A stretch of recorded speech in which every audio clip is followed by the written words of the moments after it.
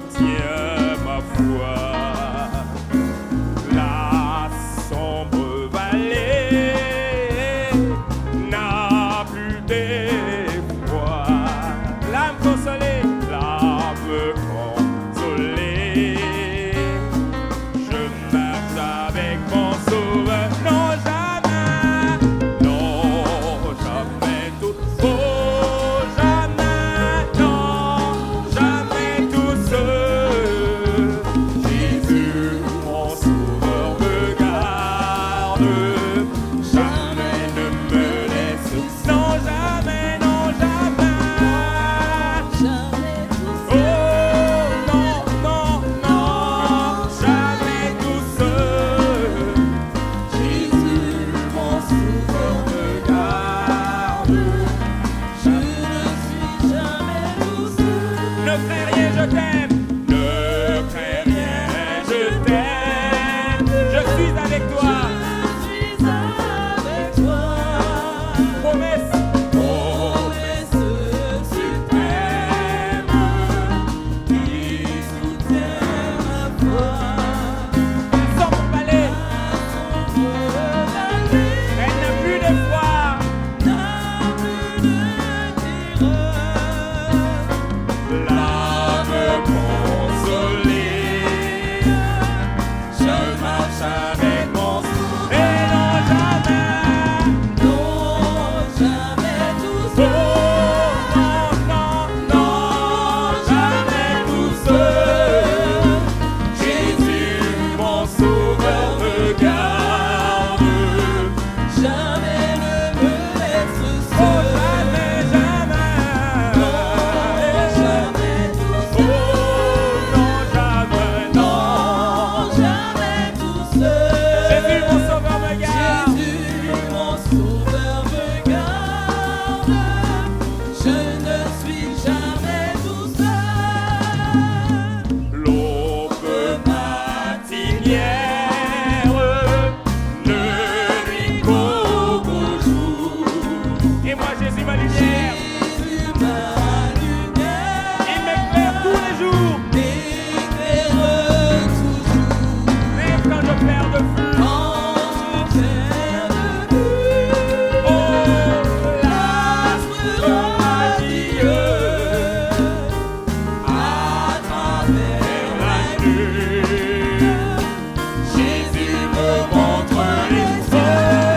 Jamais, non, jamais tout oh, seul. jamais, non, jamais tout seul. Jésus, mon sauveur, me garde. Jamais ne me laisse Et seul. jamais, jamais, jamais, Non, jamais tout seul. jamais tu n'es pas seul. Non, jamais tout seul. Jésus, mon sauveur, me garde. Je ne suis jamais tout seul. Les dangers accourent, subtils et connus. De près il m'apporte, plus près est Jésus, qui dans le voyage me redit ses voix. Ne crains rien, courage, je suis toujours avec toi. Alléluia. Non, jamais, oh jamais, jamais, non, jamais tout seul. Jésus, mon sauveur, me garde. Jamais, Me laisse non, seul. jamais, non, jamais. Non, jamais tout Et jamais, non, jamais tout seul. Jésus, mon sauveur, me garde. Je ne suis jamais tout seul. Non, jamais, non. Dans tes études, dans ton travail, même lorsque les épreuves montent au-dessus et que tu ne comprends plus rien, Tu n'es pas seul, ce n'est qu'un chemin qu'il te fait prendre. La fin sera belle. Non, jamais, non, jamais. Tu n'es pas seul. Satan ne peut rien contre toi. Ses envoyés ne peuvent rien. Et voix en haut. Non, jamais, non, jamais. Oh, jamais, jamais. Jésus est avec chacun de vous. Chacun, alléluia.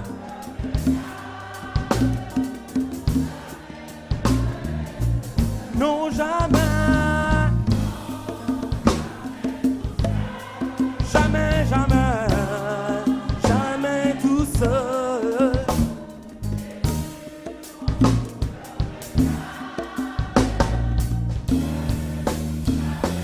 Non, jamais, non, jamais. Non, jamais tout seul. Non, non, jamais tout seul. Jésus, mon sauveur, me garde. Jamais ne me laisse Oh, seul. jamais, jamais. Non, jamais tout Oh, seul. non, Non, jamais tout seul. Jésus, mon sauveur, me garde. Je ne suis jamais tout seul. Alléluia. Amen. Nous allons bénir le Seigneur, tout joyeux, bénissons notre Dieu. Alléluia. Toutes les mains en l'air pour la gloire de Dieu. Tout joyeux, bénissons le Seigneur. Chantons et célébrons ses louanges. Adorons avec foi le Sauveur. Nous joignons aux célestes phalanges. Gloire à Dieu. Gloire à Dieu, gloire à Dieu, gloire à Dieu, que ce chant retentisse en tout lieu, gloire à Dieu,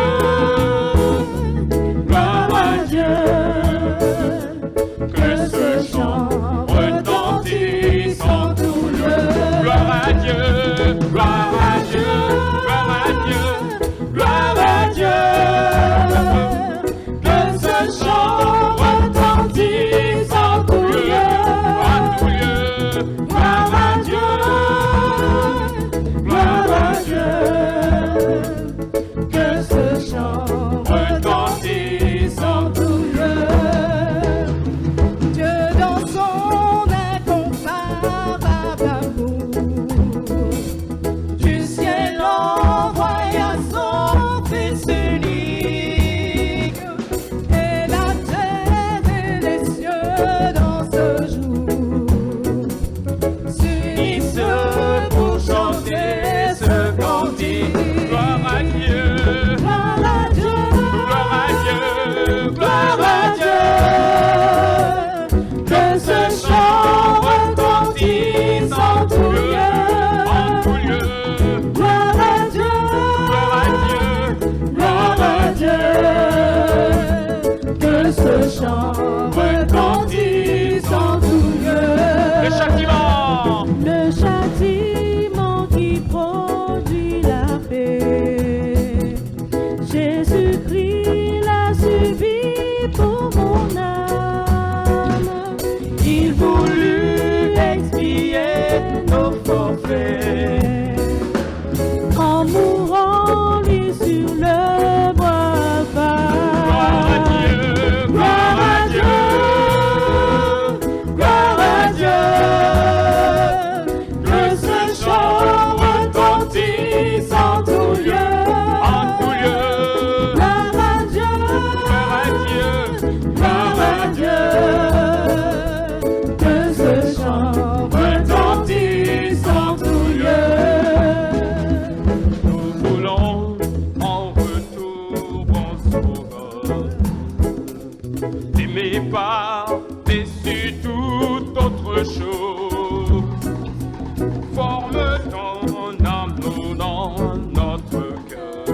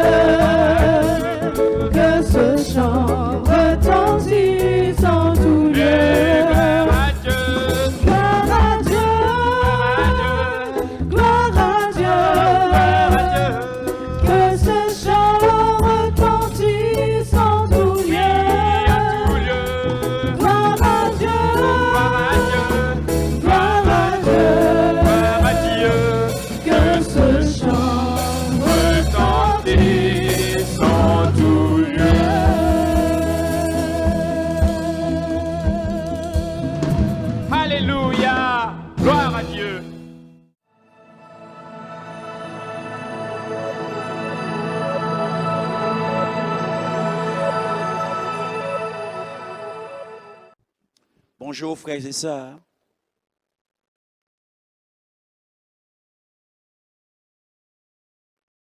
Nous allons ce matin ouvrir le conseil du Seigneur et nous allons poursuivre notre méditation du texte, si vous étiez au culte dimanche dernier, de Matthieu, le chapitre 16 et le verset 18.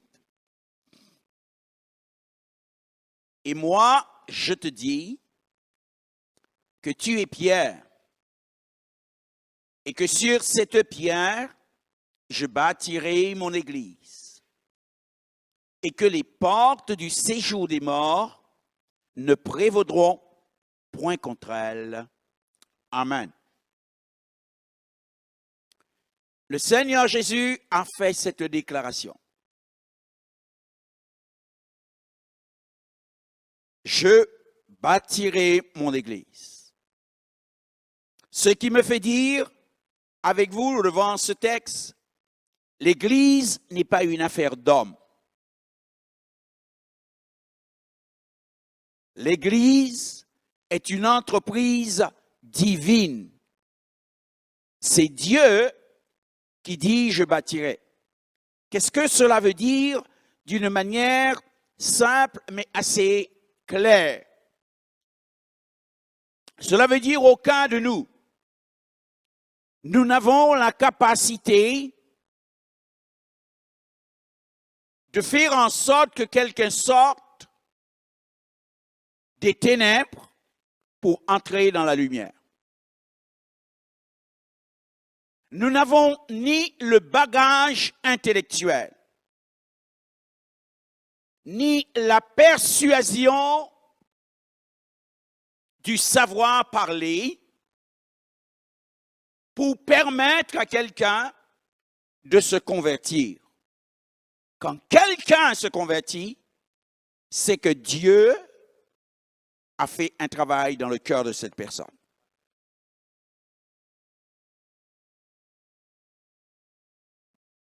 C'est une chose que nous avons besoin de bien comprendre. Quand Jésus dit « Je bâtirai mon église », il est le concepteur et il est celui qui va travailler avec les ouvriers que vous et moi nous sommes pour que cette église puisse s'en trouver ce qu'il veut. Je disais au premier culte cette vérité, la construction de l'église est la plus longue des entreprises. Parce que cela a commencé il y a plus de 2000 ans et ne s'est pas encore achevé. Elle s'achèvera le jour où l'église sera enlevée. C'est une très longue construction. C'est une construction qui se distingue de toutes les autres. Parce que chaque construction qui se fait se fait dans un lieu, dans une localité précise. L'Église de Dieu se construit à l'échelle planétaire. Ce qui veut dire qu'ici, ce matin, comme a promis le Seigneur est au milieu de nous. Mais les chrétiens qui sont réunis dans d'autres pays, que ce soit en Moyen-Orient, aux États-Unis ou en Afrique, le Seigneur est aussi avec eux. Et même les chrétiens qui se réunissent dans les lieux où on ne leur donne pas le droit d'être réunis comme nous et qui sont obligés de se cacher, ou alors d'aller très loin dans la forêt pour faire le culte que nous faisons. Le Seigneur est aussi avec eux. Il dit, je bâtirai. Et il a promis ceci. Les portes du séjour des morts ne prévaudront pas. C'est-à-dire que les puissances du mal ne pourront pas empêcher la construction de l'Église. Quelquefois, le chrétien, quand il ressent l'opposition ou il vit l'opposition, il se met en peine pour l'Église.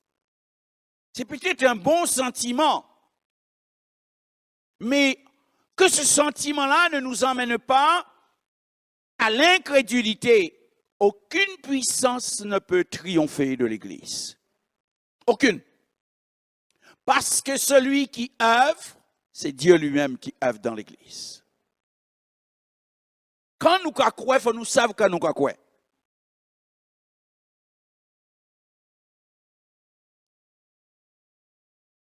Et ce matin, j'aimerais encore que nous puissions nous regarder, puisque c'est nous qui sommes l'Église.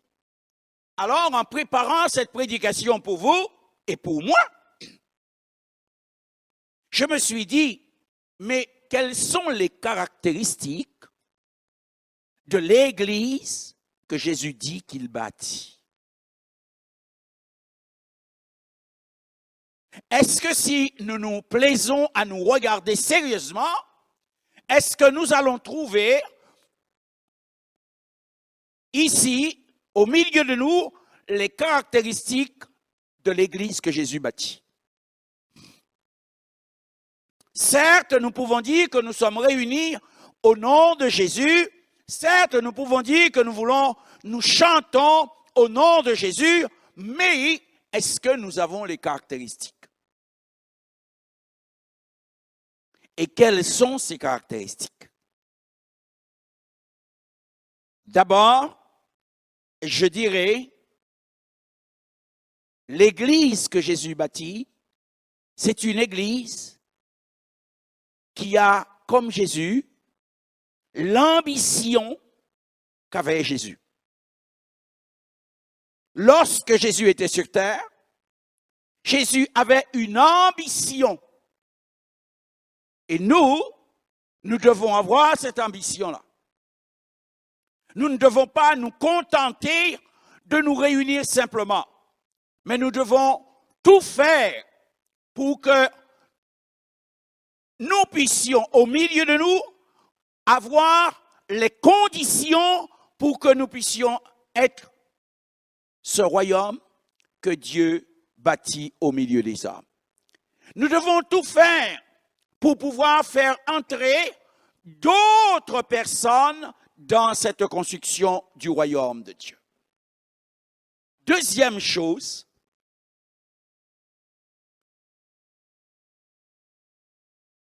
ou deuxième caractéristique, c'est que c'est une œuvre qui est construite avec les matériaux dont Jésus se servait lui-même. Jésus dit, je bâtirai, je construirai. Or, ce que Jésus a commencé quand il est parti n'était pas fini. Et même jusqu'à aujourd'hui, en 2022, la construction de l'Église n'est pas terminée. Si nous voulons poursuivre le travail que Jésus a commencé, le travail que les apôtres ont eu en responsabilité, il ne suffit pas seulement de construire, il faut construire avec les matériaux dont il a construit. Pourquoi cette précision des choses? Parce que Jésus lui-même nous parle de ce moment, il nous parle du jour de la vérité. Lorsque lui sera là et lorsque chacun de nous serons devant lui. Et la Bible déclare qu'il y a des gens qui seront présents. Et Jésus leur dira, retirez-vous de moi, je ne vous ai jamais connu. C'est pas que je ne vous connais pas, je ne vous ai jamais. C'est-à-dire que tout ce temps où les gens ont cru qu'ils étaient avec Dieu, Ces gens-là se trompaient eux-mêmes. Et c'est pourquoi je dis, construisons, d'accord, mais construisons avec les matériaux que le Seigneur lui-même utilisait pour construire. Construisons avec les matériaux que les apôtres, c'est-à-dire les premiers ouvriers du Seigneur, utilisaient pour construire. Alors je comprends que ce matin, vous allez me dire, mais pasteur, quels sont ces matériaux et que peut-on encore dire de cette Église? Je vous dirai en un mot, l'Église que le Seigneur construit, et c'est ce que nous allons voir particulièrement pour nous ce matin, c'est une Église qui est composée de témoins. Puisque l'Église, c'est pas le bâtiment, c'est vous et moi, alors l'Église qu'il construit, c'est une Église de témoins. Vous remarquerez ceci, parce que c'est une vérité biblique, ce n'est pas une pensée que je développe avec vous. C'est une vérité biblique. Toute personne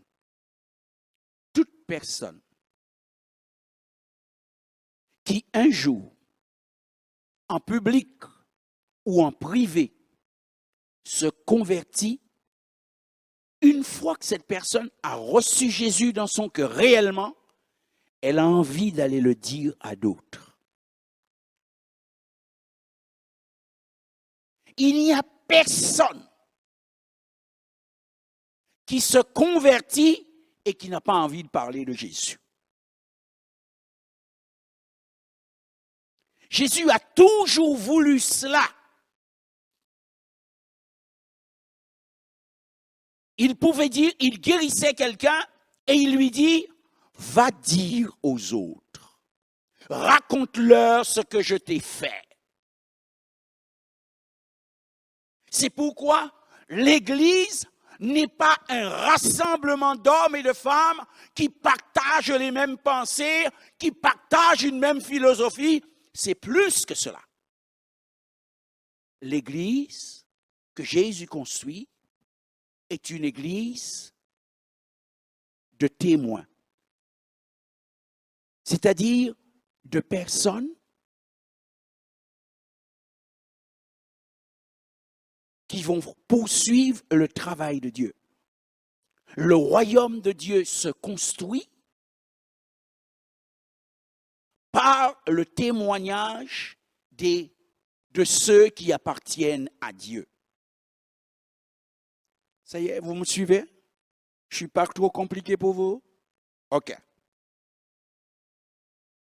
Et nous allons voir comment Dieu a établi cette vérité. Une église qui prie, c'est bien. Une église qui loue, c'est bien. Mais ce n'est pas uniquement cela. L'église doit être un peuple de témoins. Dans le livre des Actes des Apôtres, au chapitre 1er et le verset 7,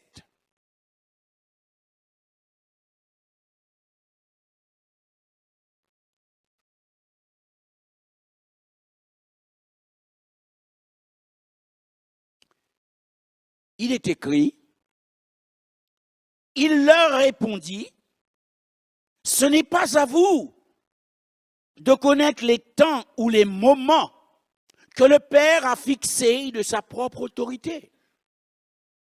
Mais vous recevrez une puissance, le Saint-Esprit survenant sur vous, et vous serez mes témoins à Jérusalem, dans toute la Judée, dans la Samarie et jusqu'aux extrémités de la terre. Vous serez mes témoins. Il ne nous sauve pas pour que nous soyons des spectateurs. Nous soyons des gens qui regardent les autres faire dans le nom de Dieu.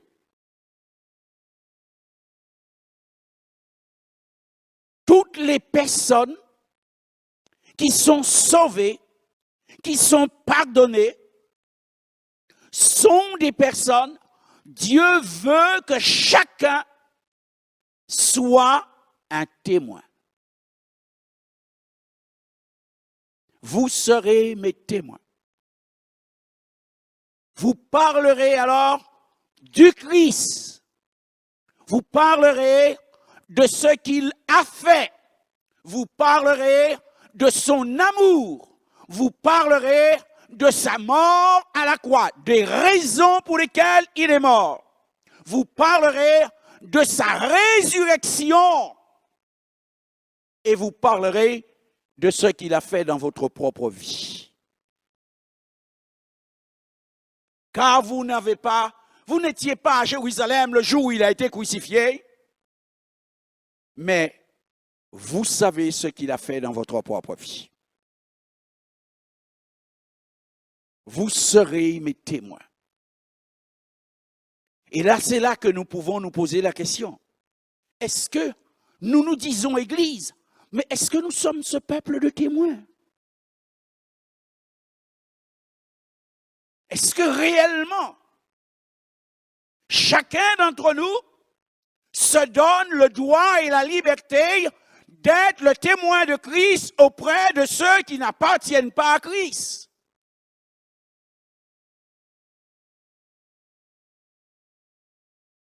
Deuxième texte, qui va encore nous parler de cette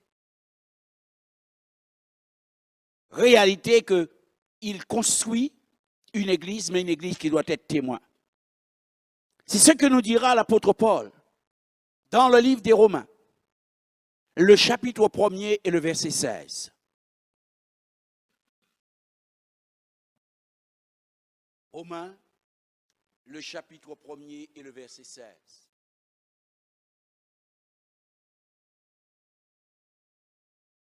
Nous lisons. Je n'ai point honte de l'évangile. C'est une puissance de Dieu pour le salut de quiconque croit. Du juif, premièrement, puis du grec. Je n'ai pas honte, dit l'apôtre, de l'évangile. C'est une puissance, c'est la puissance de Dieu pour le salut.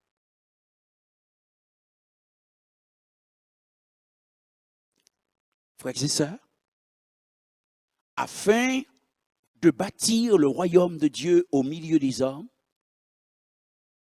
afin de pouvoir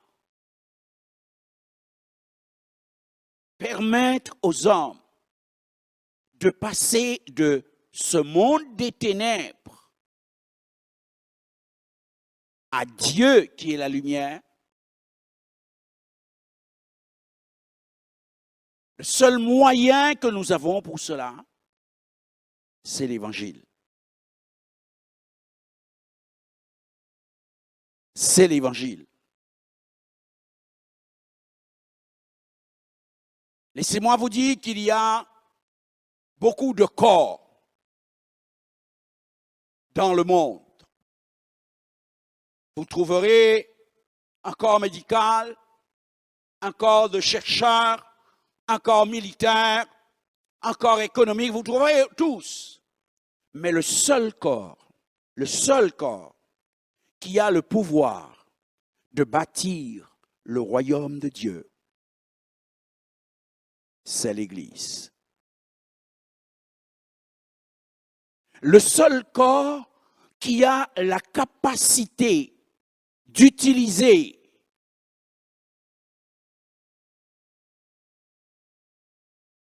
les matériaux que sont les évangiles, c'est l'Église.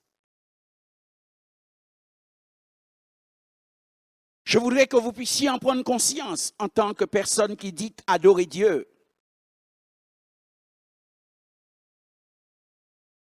Dieu ne nous a pas demandé de faire un travail sans nous donner les moyens. Il nous a donné les moyens. L'Évangile est la puissance pour le salut. Ce qui signifie la puissance avec laquelle Dieu délivre les gens. La puissance avec laquelle Dieu intervient dans la vie des hommes et des femmes.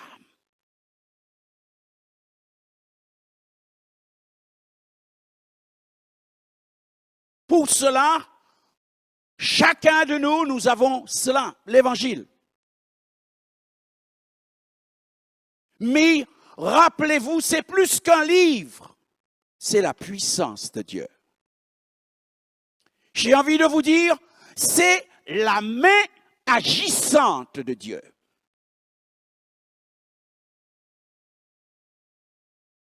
C'est par ce moyen-là que Dieu intervient dans la vie des hommes.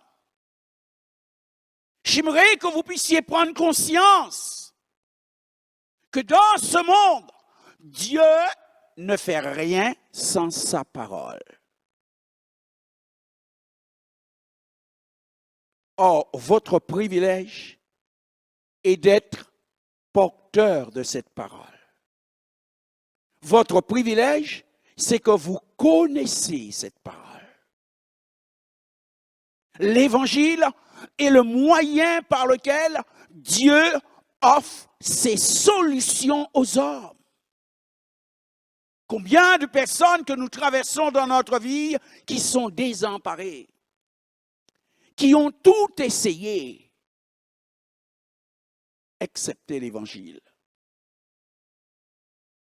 N'ayez pas honte de leur offrir la solution qui est celle de Dieu.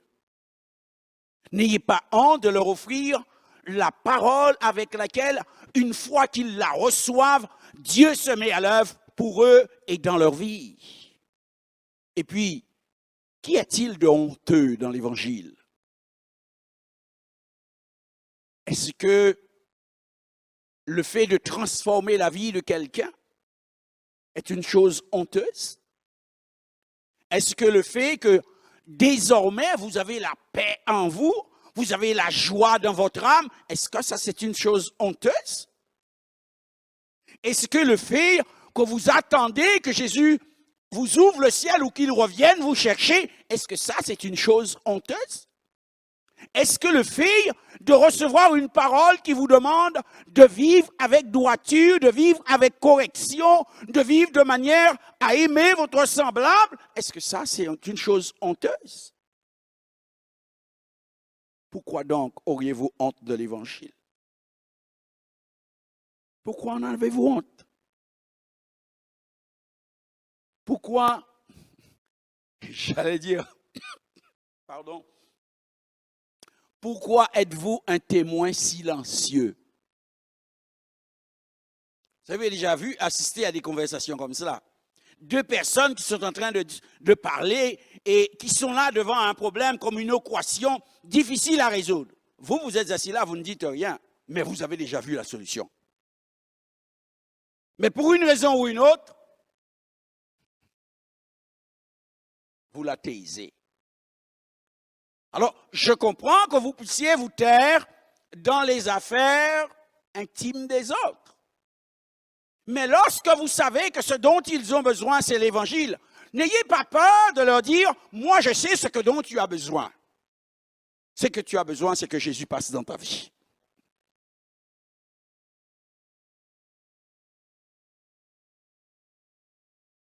Vous savez, c'est des choses extraordinaires. J'étais un jeune garçon, croyant que je n'avais besoin ni de personne, ni de l'Évangile. Je me satisfaisais moi-même. J'avais une vie qui le permettait.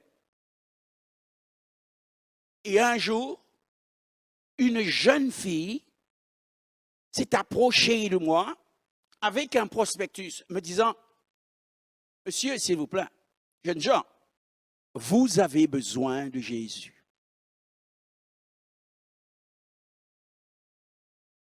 montrer mon désaccord. Non pas ce qu'elle disait était faux, mais pour lui montrer mon désaccord.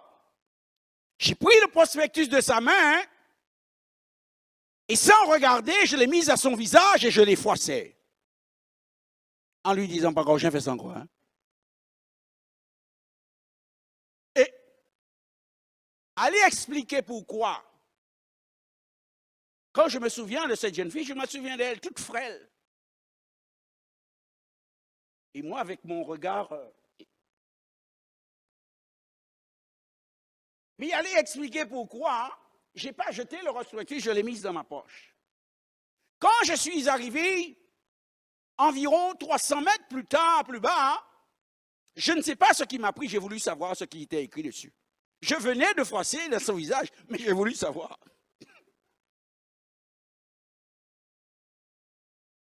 Et je vous dirai que ce jour-là, j'allais faire une chose importante pour tous les sportifs et les Guadeloupéens. Il y avait une sélection de l'équipe du Brésil qui jouait au stade qui était à Bergevin-là. J'allais regarder le match.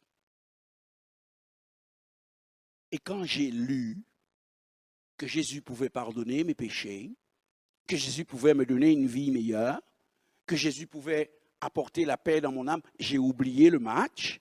Il y avait donc une réunion à 3h30. Je suis allé à la réunion à 3h30.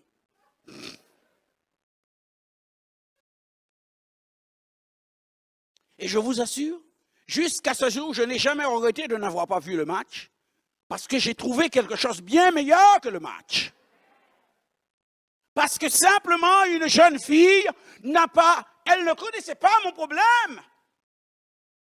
Mais Dieu connaissait mon problème et elle a eu le courage de me dire, arrêtez-vous un moment, jeunes gens, Jésus-Christ vous aime. Et ça a donné le pasteur que vous avez aujourd'hui. N'ayez pas honte de l'évangile. Même quand vous rencontrez des gens qui ont un regard aussi méchant que le mien que j'avais. Oui, je devais être très impressionnant.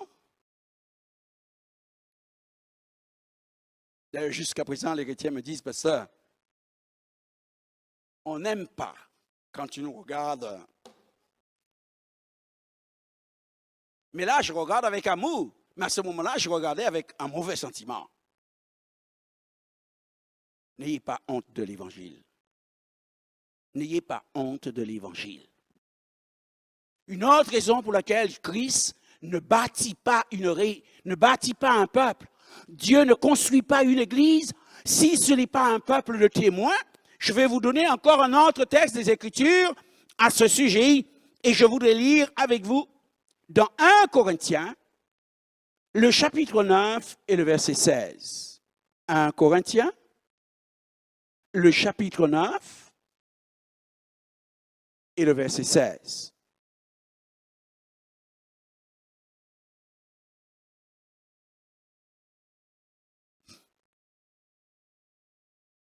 Et c'est l'apôtre Paul qui le dit. Et il déclare, si j'annonce l'évangile, ce n'est pas pour moi un sujet de gloire, car la nécessité m'en est imposée. Et malheur à moi si je n'annonce pas l'évangile. Non seulement il n'en avait pas honte, il n'en faisait pas un sujet de gloire, mais il regardait la chose comme une obligation d'annoncer l'évangile.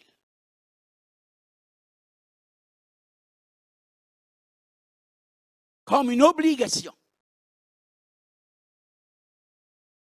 Je voudrais vous dire que lorsque nous avons dans notre cœur, comme l'apôtre Paul, la passion de bâtir le royaume de Dieu, l'ambition de voir que les hommes passent des ténèbres à son admirable lumière, on fait beaucoup avec le zèle de l'Évangile et la paix de Dieu. Et vous, par exemple, aujourd'hui, nous, toutes les églises, nous avons au moins un moyen technologique, Internet, pour annoncer l'Évangile. Mais nous ne parvenons toujours pas à toucher toute notre circonscription. Si vous connaissez bien en géographie, quand vous rentrez chez vous, regardez l'espace du monde appelé la Méditerranée. Partant du Moyen-Orient, allant juste vers le sud de l'Europe. Un seul homme a évangélisé tous ces pays dans l'espace de 20 ans. Un seul, l'apôtre Paul.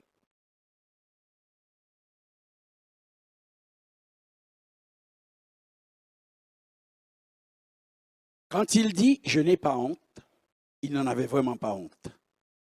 Quand il dit « je regarde la chose comme un devoir de prêcher l'Évangile », c'était pour lui une réalité.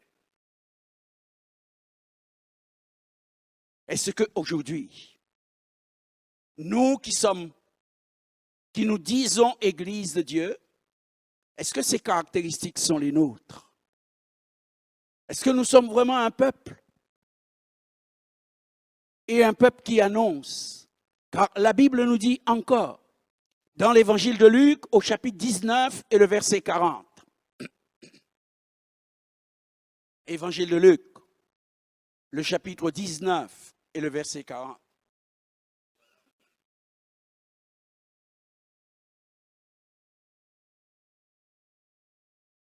Les gens ont voulu demander à Jésus de faire taire ses disciples. Et voilà ce que Jésus leur répondit.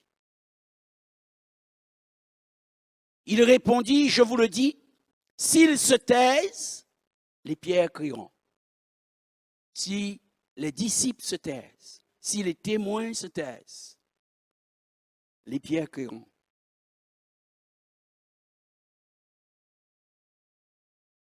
Dans notre génération, voyez-vous, c'est une chose invraisemblable, ce que dit Jésus. Une chose invraisemblable. Parce que les hommes vont arrêter de faire quelque chose, alors Dieu donnerait une bouche et une voix aux pierres pour pouvoir le faire. C'est une chose invraisemblable. C'est pour nous montrer combien c'est important pour nous de ne pas nous taire,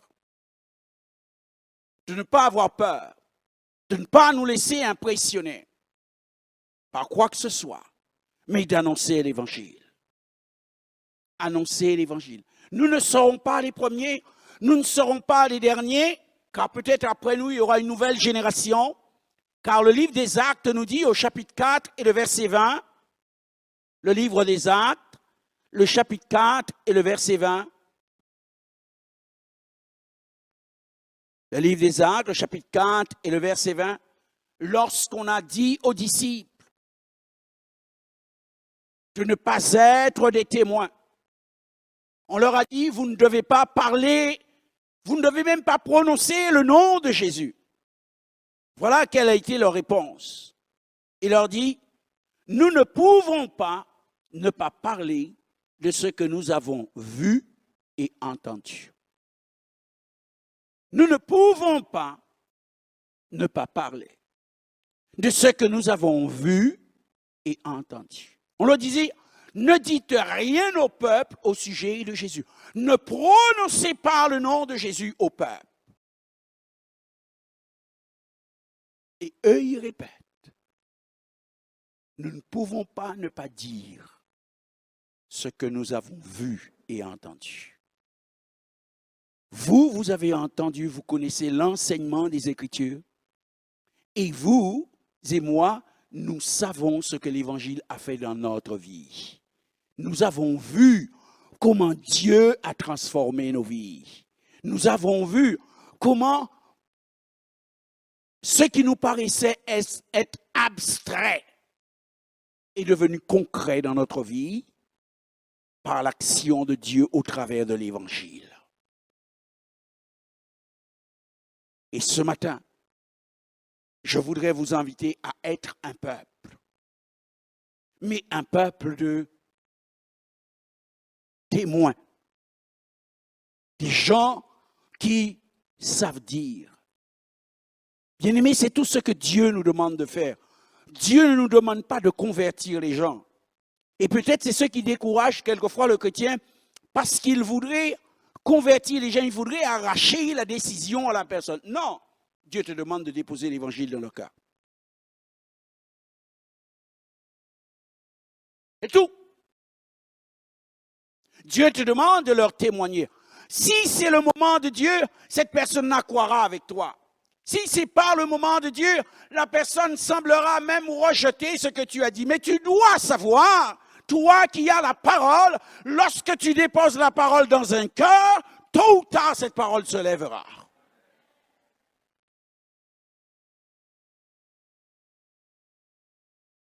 Et c'est pourquoi il ne faut pas avoir peur.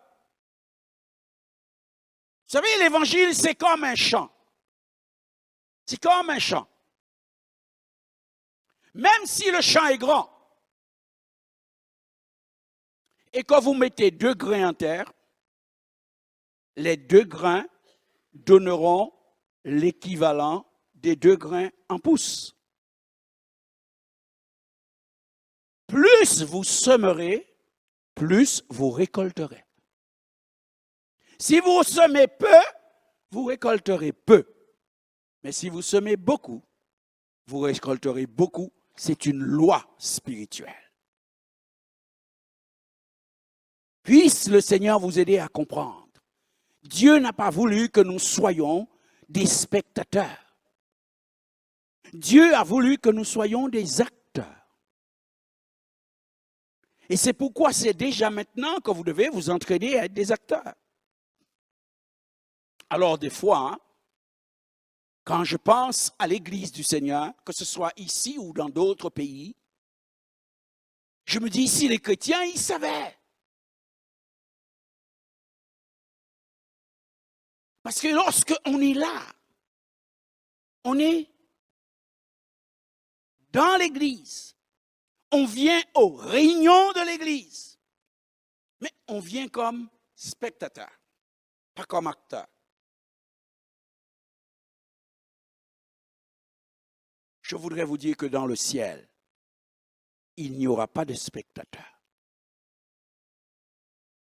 Dans le ciel, si vous lisez les Écritures, vous verrez que tous ceux qui seront dans le ciel chanteront le cantique nouveau, et ils le chanteront pendant l'éternité. Et que dit ce cantique? Eh bien, l'agneau qui a été immolé est ressuscité. L'agneau qui a été immolé règne. L'agneau qui a été immolé est assis sur le trône. C'est encore un témoignage concernant Jésus-Christ. Et ça, on va le chanter pendant l'éternité. Mais c'est tout le monde qui va chanter. Nous serons tous les acteurs de la louange de Dieu. Et c'est pourquoi c'est dès maintenant qu'il faut commencer. Construisons le royaume. Construisons le royaume de Dieu, le tabernacle de Dieu au milieu des hommes. C'est-à-dire qu'il y ait un peuple dans ce monde tel qu'il est. Ne nous inquiétons pas pour ça. Le monde est pourri. De plus en plus, on va dire l'homosexualité et toutes sortes de vices ont pignon sur rue et battent leur plein. Ça, c'est pas mon problème. Il m'a promis qu'il bâtira son église. Même dans ce monde-là, il ira en chercher et il fera d'eux des chrétiens, des adorateurs pour la gloire et la louange de son nom. Parce que le message que nous avons, la parole que nous avons, est la seule puissance capable de réaliser ça. C'est pourquoi je vous exhorte, n'ayez pas honte de l'évangile. Croyez à la force, croyez à l'autorité de l'évangile et proclamez. Proclamez Jésus-Christ. Soyez les témoins de Christ. Dans un monde corrompu, soyez les témoins du Seigneur. Refusez d'être simplement des spectateurs, des gens qui consomment leur salut, mais sans rien faire. Non, Dieu veut que vous soyez des acteurs.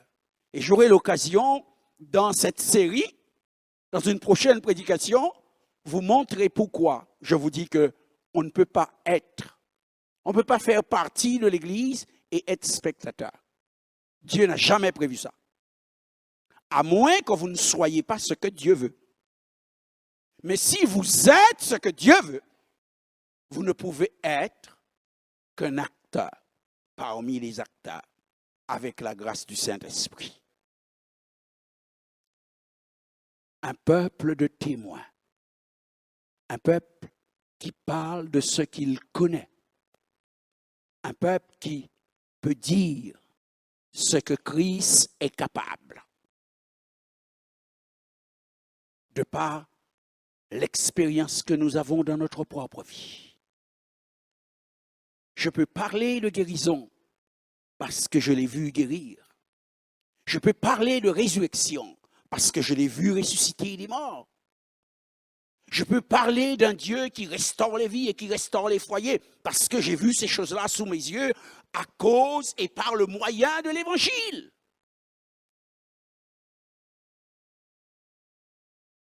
Je peux dire que Dieu est capable alors de renverser des situations et de créer des circonstances nouvelles pour la gloire et la louange de son nom, parce que ce sont des choses que j'ai vues dans ma famille.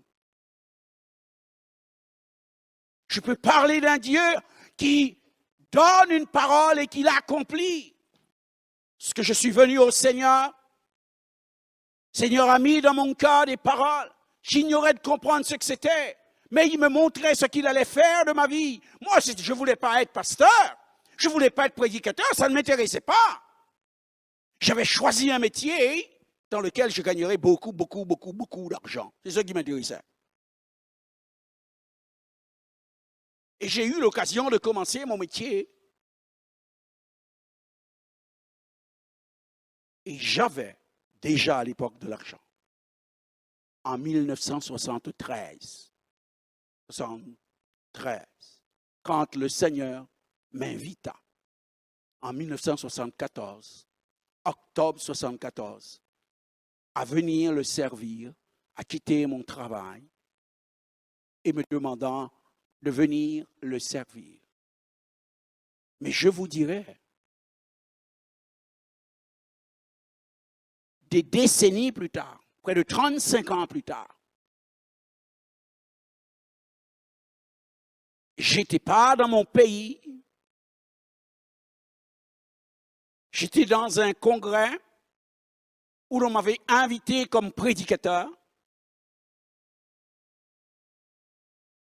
Et moi, j'étais à la fois craintif parce que je devais parler à un auditoire de près de 3000 personnes, mais il n'y avait que des pasteurs, il n'y avait que des enseignants bibliques, les responsables d'école de la théologie. Et je devais donc leur donner le message de Dieu et sur la vision que nous devons avoir pour l'œuvre de Dieu.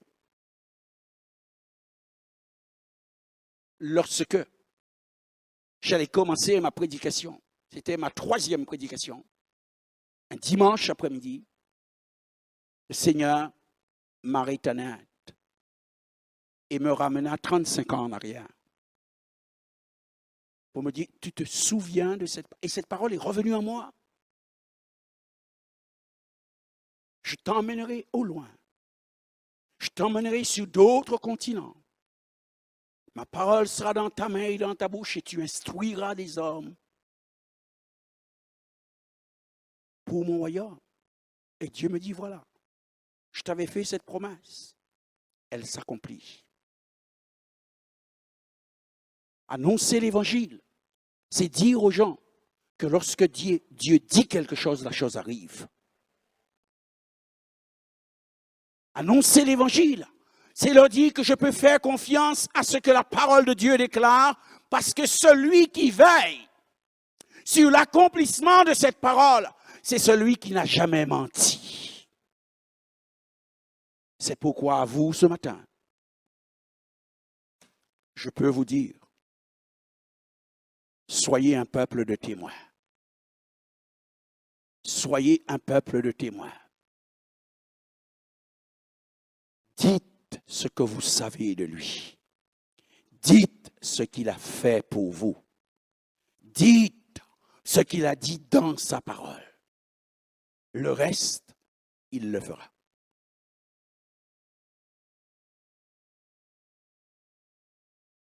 Que le Seigneur vous bénisse. mais refusez d'être un témoin silencieux. Que Dieu vous bénisse. Tout joyeux, bénissons le Seigneur. Chantons et célébrons ses louanges. Adorons avec foi le Sauveur. Nous joignons aux célestes phalanges. Gloire à Dieu, gloire à Dieu, gloire à Dieu, gloire à Dieu. Que ce chant retentisse en tout lieu, en tout lieu. Gloire à Dieu, gloire à Dieu. Que ce chant retentisse en tout lieu. Gloire à Dieu, gloire